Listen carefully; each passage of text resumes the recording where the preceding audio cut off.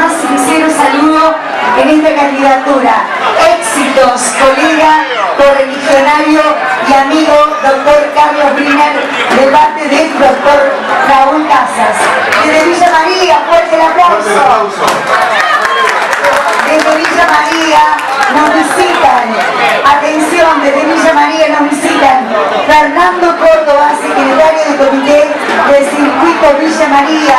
También acompañan Pablo Salvador por el candidato de la Unión Cívica Radical, Gustavo Bracamonte, y presidente del departamento San Martín. ¡Fuerte el aplauso!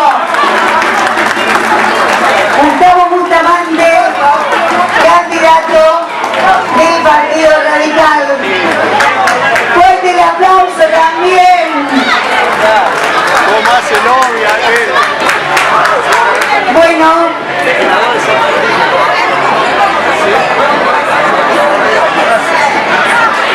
es realmente maravilloso ver el afecto de la gente. El afecto de la gente es realmente maravilloso.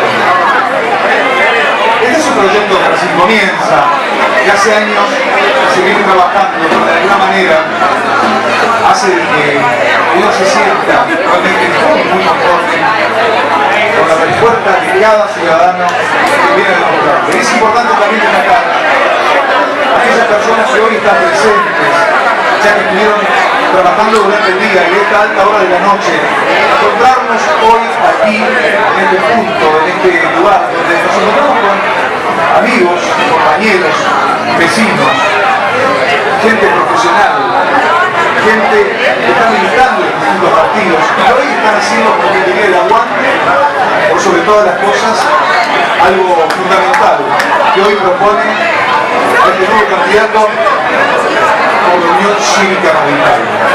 Bien. Gracias, Dani, querido. Realmente es emocionante lo que